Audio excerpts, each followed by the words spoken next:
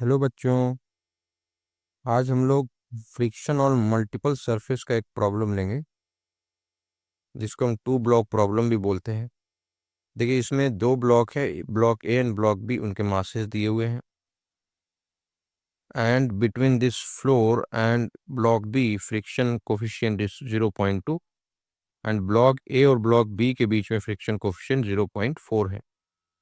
और इस lower block पे हमने एक फोर्स अप्लाई कर दिया 90 न्यूटन का। और ये फोर्स अपर ब्लॉक पे भी लग सकता है, तो वो हम लोग नेक्स्ट क्वेश्चन में कंसिडर करेंगे। तो अभी फिलहाल मान लीजिए कि फोर्स जो है वो लोअर ब्लॉक पे लग रहा है और इसकी वैल्यू है 90 न्यूटन इस क्वेश्चन में। So how to approach this problem. So देखिए, पहला स्टेप इस प्रॉब्लम को सॉल्व करने का ये होता है कि ये जो ए और बी ब्लॉक है इनको हम एक सिस्टम कंसिडर कर लें और ऐसा एज्यूम कर लें कि दोनों साथ में ही मोशन कर रहे हैं। उनका एक्सेलरेशन फाइंड आउट कर लें। तो पहला स्टेप तो ये रहेगा, है ना। देखिए कैसे हम लोग दोनों ब्लॉक का एक्सेलरेशन फाइंड कर सकते हैं।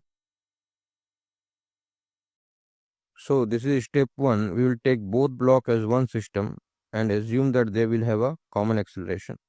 So दोनों एक ही बात कही जा रही है। जब दोनों का कॉमन एक्सीलरेशन आपने एज्यूम किया तभी आप उनको एक सिस्टम मान सकते हो। और एक सिस्टम मान लिया तो ऐसा माना जाएगा कि उनका एक्सीलरेशन कॉमन है। तो अगर उनको एक सिस्टम एज्यूम कर लें तो ए और बी के बीच के फोर्सेस कंसीडर नहीं करेंगे। तो बी के ऊपर जो फ्लोर लगा रहा होगा फ्रिक्शन फोर्स वो इस डायरेक्शन में लगा रहा होगा और जो नॉर्मल फोर्स होगा जो फ्लोर लगा रहा होगा ब्लॉक बी पे, that will be equal to the combined weight of A and B. So इनका वेट नीचे लग रहा होगा तो इसी वेट के बराबर ये नॉर्मल फोर्स N2 की वैल्यू आएगी। तो अब क्या करें बच्चों, अब जो है F2 की लिमिटिंग वैल्यू फाइंड आउट कर लें। तो what is the limiting value of F2? तो μ2 इंटू N2। और MA और MB की वैल्यू दे रखी है 10 and 15, so this becomes 25 into G, that is 250। So normal force is 250। So from here, limiting value of F2 comes out to be 50 Newton. So इस system पे जो applied force है, this is F, so this applied force is 90 Newton. So this applied force is greater than this limiting friction of F2. Therefore, body will accelerate and the acceleration will be given by applied force minus limiting friction. Because more specifically, it will not be a limiting friction acting on this block, it will be a kinetic friction. So basically, we will take kinetic friction, that is mu k into N2 into mu k into N2. But question में μ2 की एक ही value दे रखी है तो हम मान लेंगे कि जो लिमिटिंग फ्रिक्शन है वही काइनेटिक फ्रिक्शन है। सो एक्सेलरेशन आ जाएगा 90 minus 50 upon 25 is the total mass. So this will come out to be 8/5 metre पर सेकेंड स्क्वायर या 1.6 मीटर पर सेकेंड स्क्वायर। और दूसरा सिनेरियो ये हो सकता है कि जो अप्लाइड फोर्स है अगर वो लेस देन 50 न्यूटन है, जो लिमिटिंग फ्रिक्शन की वैल्यू आई है F2 के, इसकी जो लिमिटिंग फ्रिक्शन की वैल्यू आई है 50 न्यूटन, अगर applied force F limiting friction से कम होता, इन that case system will be at rest. तो सिस्टम मूव नहीं करता और सिस्टम मूव नहीं करेगा तो इस ब्लॉक पे की कोई टेंडेंसी है नहीं एक्सीलरेट करने की, तो यहाँ पर ये ब्लॉक रेस्ट में है। इस पे जो फ्रिक्शन फोर्स होगा वो जीरो होगा। इस पे जो फ्रिक्शन फोर्स होगा ए पे वो जीरो होगा और F2 will be equal to the applied force. In that case this F2 will also be static force and इस value will be equal to applied force. For example, अगर हमने यह 40 Newton का फोर्स लगाया होता तो F2 की value 40 Newton हो जाती। क्लियर? सो नाउ ये हमने एक्सेलरेशन फाइंड आउट कर लिया। अब हम लोग देखें कि अपर ब्लॉक को हम कंसीडर करें कि अपर ब्लॉक पे सेकंड स्टेप जो हमारा है कि calculate friction force acting on other block and check whether it is less than limiting friction. So other block means the block जिस पे हमें फोर्स नहीं लगाया हुआ है। इस केस में तो हम अपर ब्लॉक को कंसीडर करेंगे और अपर ब्लॉक पे जब फोर्स लगेगा तो लोअर ब्लॉक को कंसीडर करते हैं, तो वो केस हम लोग नेक्स्ट क्वेश्चन में देखेंगे। तो यहाँ पर इस ब्लॉक ए पे हम फोर्स कंसीडर करें तो एक तो फ्रिक्शन लग रहा होगा आगे की तरफ। अब बच्चों क्यों फ्रिक्शन आगे की तरफ मानेंगे? क्योंकि एक्सेलरेशन हमने आगे मान रखा है राइट डायरेक्शन में, तो एक्सेलरेशन आगे है तो ये फ्रिक्शन जो होगा ए पे वही उसको फॉरवर्ड डायरेक्शन में लेके जा रहा होगा। सो this will be friction F1 acting on block A और नॉर्मल फोर्स की वैल्यू ब्लॉक ए की वेट के बराबर होगी। तो एम ए की वैल्यू कितनी है? एम ए की वैल्यू है 10 kg, तो 100 न्यूटन का नॉर्मल फोर्स लग रहा होगा। अब हॉरिजॉन्टल मोशन को कंसीडर करें तो इस पे हॉरिजॉन्टल में एक ही फोर्स है F1, and this F1 will be equal to mass into acceleration. ये जो F1 हमने एज्यूम किया है वो स्टैटिक फ्रिक्शन एज्यूम करेंगे, क्योंकि हमने मान रखा है कि ए और बी के बीच में कोई स्लिपिंग नहीं हो रही है, उनका एक्सेलरेशन कॉमन है ना। सो F1 की जो वैल्यू है वो स्टैटिक फ्रिक्शन की वैल्यू है। तो this F1 will be given by mass of block A into acceleration of block A. So that is 10 into acceleration is 8 by 5. So this comes out to be 60 Newton.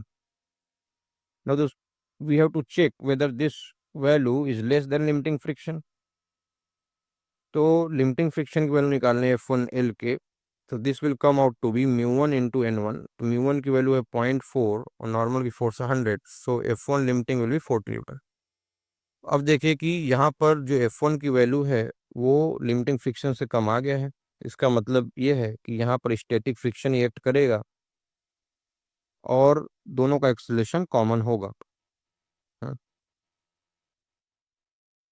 सो अगर ये condition satisfy हो जाती है, अगर ये F1 की value less than limiting friction आ जाती है, इन दैट केस जो हमने पहला एजम्पशन माना हुआ है वो करेक्ट है कि दोनों का एक्सेलरेशन कॉमन होगा। और एक्सेलरेशन कॉमन होगा और इस ब्लॉक पे ए और बी के बीच में कोई स्लिपिंग नहीं हो रही होगी, और जब कोई स्लिपिंग नहीं होगी तो ए और बी के बीच का जो फ्रिक्शन होगा वो स्टैटिक होगा और ये वाला जो फ्रिक्शन होगा वो काइनेटिक होगा। लेकिन अगर किसी सिनेरियो में ऐसा आ जाता है कि जो F1 कैलकुलेट हमने किया वो लिमिटिंग फ्रिक्शन से ज़्यादा आ जाता है, तो अगर वो लिमिटिंग फ्रिक्शन से ज़्यादा आ जाएगा, हम नेक्स्ट केस में देखेंगे, नेक्स्ट प्रॉब्लम में, कि अगर F1 की value greater than limiting friction आ जाती है तो इसका मतलब ये होगा कि there will be flipping between the blocks, क्योंकि F1 की वैल्यू लिमिटिंग से ज़्यादा हो नहीं सकती। तो अगर ज़्यादा आ रही है इसका मतलब कि स्टैटिक फ्रिक्शन नहीं लग रहा होगा, है ना। तो हमने जो एजम्पशन माना है फर्स्ट प्रॉब्लम में कि दोनों साथ में चल रहे हैं, वो एजम्पशन इनकरेक्ट हो जाएगा। So there will be slipping between blocks. तो जब स्लिपिंग होगा दोनों का एक्सेलरेशन अलग अलग होगा, तो in that case we can not assume them as one system. फिर हमें सेपरेटली ब्लॉक ए और ब्लॉक बी पे फोर्सेस कंसीडर करने होंगे और दोनों के अलग अलग एक्सेलरेशन निकालना होगा। और बच्चों इन दैट केस ए और बी के बीच में भी काइनेटिक फ्रिक्शन होगा और ये सरफेस तो काइनेटिक फ्रिक्शन होगा ही। सो फिलहाल इस क्वेश्चन में जो सिचुएशन है, तो इस क्वेश्चन में जो हमने फर्स्ट स्टेप किया है वो करेक्ट हो जाएगा, क्योंकि यहाँ पर F1 जो है द लिमिटिंग फ्रिक्शन ऑन ए आ रहा है 40 न्यूटन और F1 की वैल्यू आ रही है 60 न्यूटन। तो F1 लेस द लिमिटिंग है, so this is possible value. So therefore block ए पे स्टैटिक फ्रिक्शन ही लग रहा होगा और ए और बी के बीच में कोई स्लिपिंग नहीं होगी। तो कंक्लूजन ये होगा कि both block will move together with acceleration 8 by 5 meter per second square, and the friction force acting on upper block will be static and its value will be 60 Newton,